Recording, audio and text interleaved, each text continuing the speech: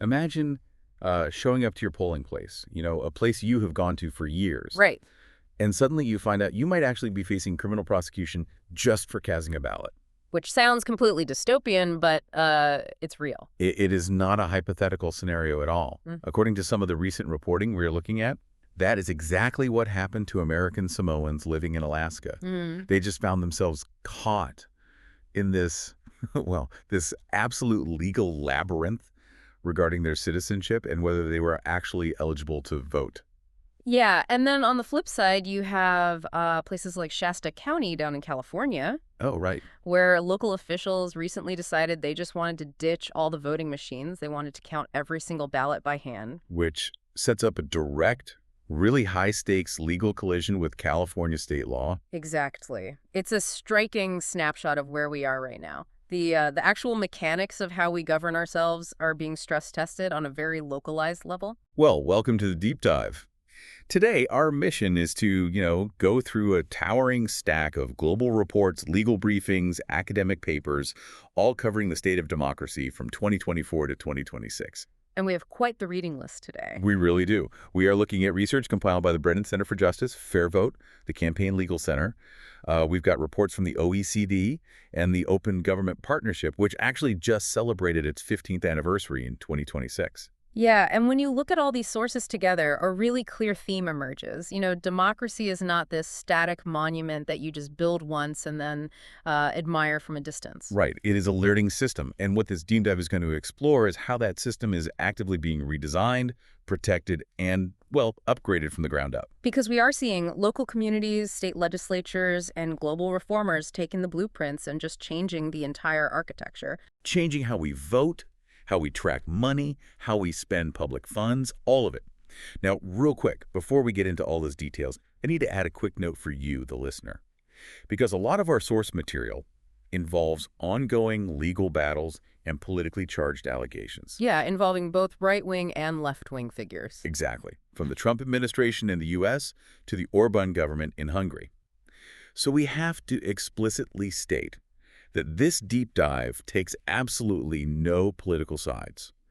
Our goal is strictly to report on the arguments, the mechanisms and the legal maneuvers documented in the sources. We are just here to examine the mechanics, not to endorse any specific viewpoints. Right, and the mechanics are shifting dramatically. I mean, starting right at the very foundation of who gets to vote and how that right is protected. Which is really where we have to begin. Let's start exactly there. Mhm. Because for decades in the United States, the federal government acted as the primary inspector of that democratic foundation. Mhm. But with federal protections shifting, the battleground has completely migrated to the state level. Huh. The concept of a unified national voting standard seems to be, fracturing.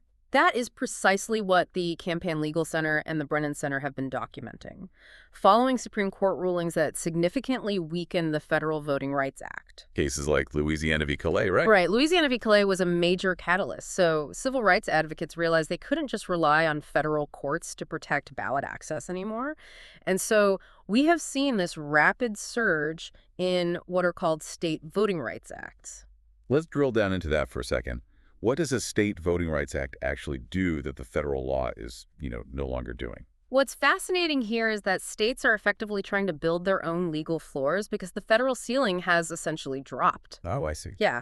When federal safeguards against vote dilution or discrimination are weakened, these state laws step in. They create new, localized legal mechanisms for voters to sue if they are disenfranchised. And they also establish state-level preclearance, meaning local jurisdictions have to actually prove that a proposed voting change won't harm minority voters before they can even implement it. So Colorado is a prime example of this working in real time. Right, perfectly. Because in 2025, they enacted a state law that explicitly expanded Spanish-language ballot access to protect voters from discrimination. They didn't wait for a federal mandate. They just built the protection directly into the state code. And the momentum is clearly spreading, because by 2026, we saw some really substantial legislative testimony in Delaware pushing for a very similar state-level law.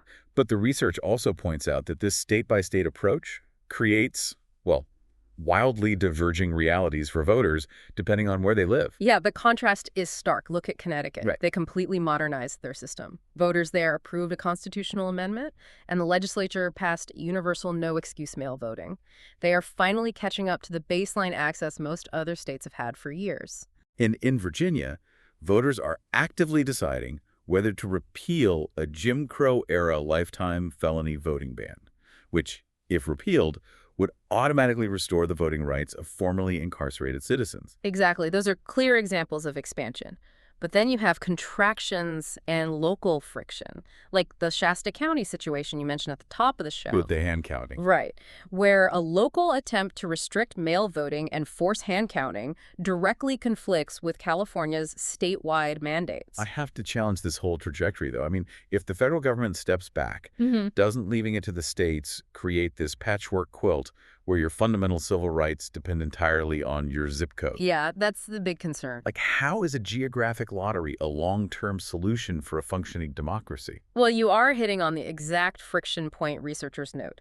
A patchwork quilt is exactly what it is. Legal scholars and reformers openly acknowledge that it's not the ideal long-term solution. Right. However, it is a highly practical, immediate defense mechanism. States are building these civil rights safeguards, specifically because national stability simply cannot currently be relied upon. So it's a stopgap. Yeah. When the federal mechanism slows down, state laws act as a firewall to prevent the foundation from entirely washing away. Okay, so that is the foundational battle over access. But getting a ballot in someone's hands is really only step one. Definitely. What the sources show next is a fundamental shift in the actual mechanics of how we vote. Reformers aren't just trying to protect the old system, they're trying to upgrade the algorithm of elections themselves, specifically through ranked choice voting, or RCV. The transition of ranked choice voting from an academic theory into normal, everyday election administration has been striking. It's everywhere now. It really is. According to the reports from Fair Vote, in 2025 alone, voters in 18 U.S. cities utilized RCV. Wow. We are talking about major administrative hubs: New York City, Minneapolis, Salt Lake City. And Washington, D.C. firmly rejected an effort to delay their voter-approved RCV system. So they're keeping implementation strictly on track for the 2026 primary. Right. Now, for you listening, if you know the political landscape, you know that under older voting systems, crowded primaries are just a mathematical nightmare. Oh, absolutely. If 10 candidates run, someone with a very dedicated extreme base can win a primary with just, like, 15 or 20% of the vote, which means 80% of the voters actually wanted someone else. Exactly. And a 2026 RCV-TAF paper analyzed real election data from New York City and Alaska to study exactly how ranked choice voting changes that math. What do they find? The data shows RCV actively increases competitiveness. It structurally prevents candidates from winning those crowded primaries with tiny pluralities. The winner has to eventually achieve a majority consensus. I always like to think of it like picking a restaurant with a group of friends. If your first choice, say, the spicy taco truck, gets vetoed, your vote isn't just wasted. It just rolls over to your second choice, the pizza place, until you find a place the majority actually agrees on. That's a great analogy. And this doesn't just change the math on election night, it completely changes the game theory of the campaign trail itself. How so? If we connect this to the bigger picture, the American Bar Association reviewed the research on this and found that RCV fundamentally alters campaign behavior. Interesting. Under a traditional system, candidates are incentivized to attack their opponents and cater exclusively to their own base. But under ranked choice, a candidate cannot just rely on their core supporters. Because they need that 50%. Exactly. To get past the 50% threshold, they have to actively appeal to their rival supporters to earn second choice votes. Oh, right. You can't alienate the supporters of the candidate polling at 10% because you need their backup votes when their candidate is eliminated. Right. It creates an organic, structural incentive to lower political polarization and stop burning bridges. It essentially forces politicians to build broader coalitions just to survive the math of the ballot. Exactly. So we reinforce the foundation with state voting rights acts, and we upgrade the ballot mechanics with ranked choice voting. Uh-huh.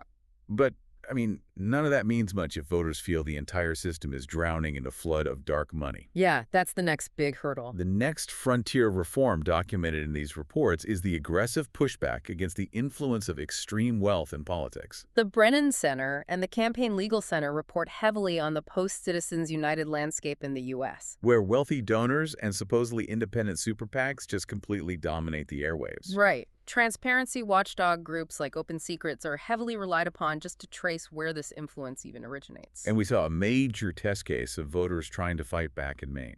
Voters there utilized direct democracy to pass a law specifically capping super PAC contributions. But then a federal court stepped in and halted the law. Right. And the ongoing legal battle there is being watched closely by high-spending states like Wisconsin.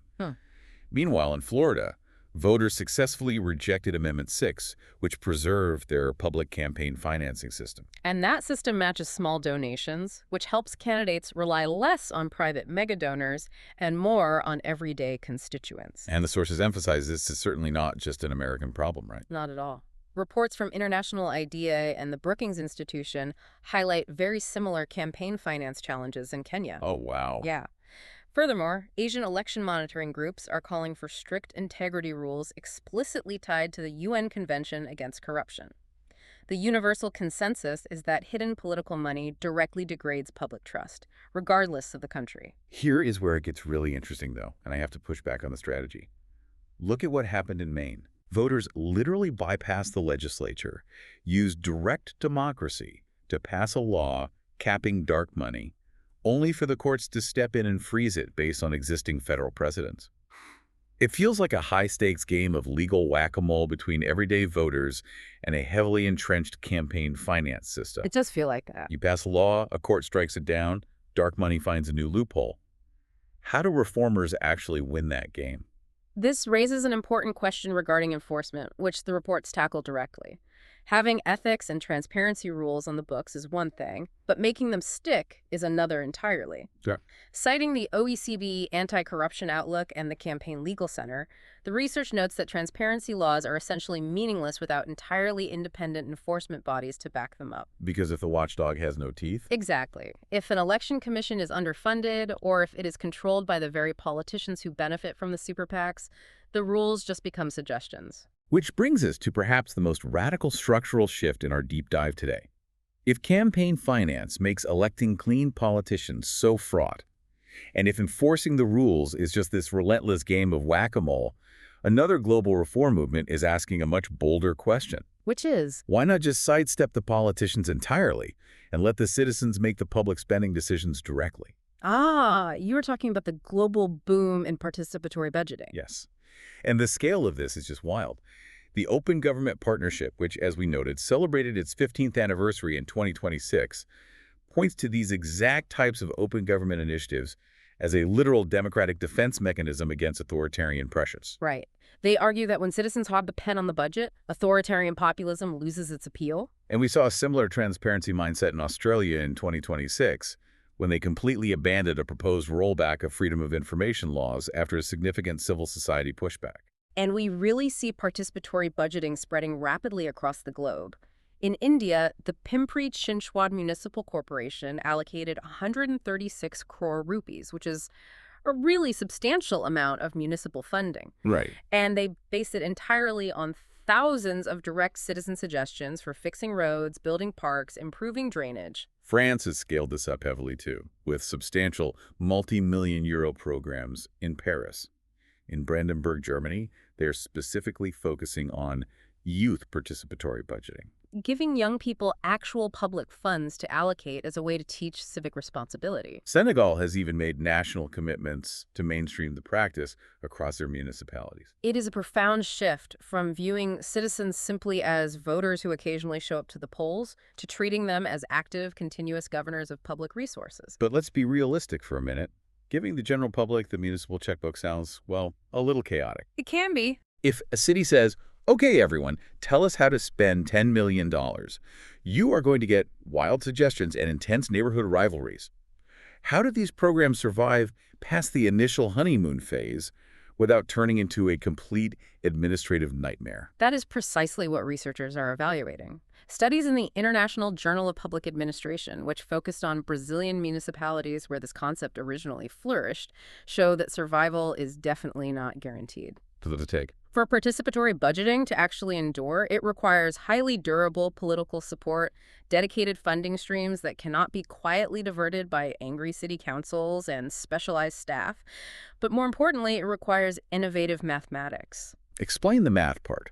Because if you just use a simple majority vote to decide on community projects, doesn't the largest neighborhood just outvote everyone else? Exactly. They just hoard all the resources to build a giant stadium, while the smaller neighborhoods get nothing. That was the fatal flaw of early programs.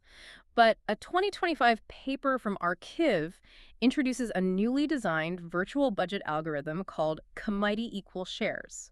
It is built specifically to prevent majority groups from dominating the funding. How does the algorithm actually do that? Think of it like a group of friends splitting a restaurant bill. Okay, let's hear it. But some ordered a steak and others just had a side salad. If you split the bill evenly, the salad eaters are heavily subsidizing the steak eaters. How does the algorithm make it proportional? That is a great way to frame it. Committee Equal Shares gives every voter an equal virtual fraction of the budget. When a project is approved, the cost is deducted from the virtual shares of the voters who supported it. Oh, I see. Yeah, so once a large demographic spends their virtual shares on their giant park, their voting power is exhausted. They cannot vote on the rest of the budget. Wow. This mathematically leaves the remaining funds to be allocated by the minority groups who haven't spent their shares yet. It ensures that public funding decisions are strictly proportional and that every demographic gets a piece of the pie. That is a brilliant way to solve the tyranny of the majority problem. Yeah. But obviously, scaling these direct democracy tools to handle complex fractional voting and input from hundreds of thousands of citizens requires serious processing power. Absolutely.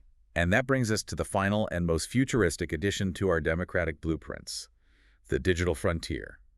We are seeing the emerging intersection of civic engagement and artificial intelligence. The OECD explicitly explored this intersection in their reporting. Scaling direct democracy requires synthesizing vast amounts of citizen input, and AI is being heavily tested as the solution. For example? Well, in Brazil, São Paulo is being used as a smart city case study for this.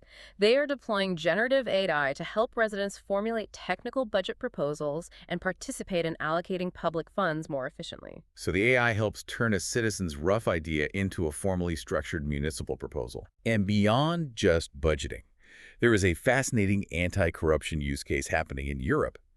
According to the sources, Hungary's Integrity Authority has deployed AI tools specifically to trace public funds and investigate alleged corruption networks connected to the former Orbán government. Right. What the AI does in Hungary is fundamentally pattern recognition on a scale humans cannot match. Right. It can instantly cross-reference thousands of public procurement contracts with complex corporate registries and offshore shell company data. Which would take forever normally. Yes. It maps the money trail and flags irregularities or conflicts of interest that human auditors would take years to manually uncover. So what does this all mean for you, the listener? Think of the AI as having a municipal digital accountant and a forensic auditor that literally never sleeps. It can process 10,000 budget proposals overnight or map a decade of corrupt financial networks in seconds. It's a huge tool. But I have to push back on this techno-optimism a little bit. If we use AI to process, summarize, and prioritize citizen input, aren't we just handing our democratic power over to the tech companies who program the algorithms? Like, who watches the digital watchdogs? You are echoing the exact warnings issued by the researchers. The papers from the OECD and RCIP explicitly state that generative AI in civic tech must be strictly transparent and accountable. Pictures of bias. Exactly. If an AI algorithm is trained on historical municipal data that inherently favored wealthier neighborhoods, the resulting public policy suggestions will simply automate those past biases at scale. That makes sense. It risks silently excluding vulnerable voters who don't interact with the digital systems in the way the programmers anticipated. So if the algorithm is biased, we just end up efficiently automating our own blind spots. Exactly. The consensus in the research is that technology is merely a catalyst. The civic safeguards, the oversight, the auditing of the code, and the final decision-making power, they must remain entirely human. It is a very delicate balance between utilizing the processing power of the future and protecting the human element of governance. So, to bring this entire deep dive together, we have seen how democracy is actively being repaired, upgraded, and sometimes fiercely fought over worldwide. Yeah, on so many fronts. It is the defensive shield of state voting rights acts, stepping in when federal laws recede. It is the systemic, mathematical upgrades of ranked choice voting, forcing politicians to build broader coalitions. And citizens taking direct control of the municipal budget process. Right, and it is the deployment of artificial intelligence to hunt down corruption and process our collective voices. The blueprints show a system that is constantly adapting to survive. They really do. Yeah. And I want to leave you with the final forward-looking thought to mull over, building on what we just discussed about AI and budgeting algorithms like commodity equal shares. If artificial intelligence eventually becomes sophisticated enough to perfectly map out the optimal policy compromises based on millions of direct citizen inputs, flawlessly balancing the budget and ensuring proportional fairness, will we eventually trust an algorithm's recommendations more than our own elected politicians? That might just be the defining question of 21st century governance. Thank you for joining us on this deep dive. We will see you next time.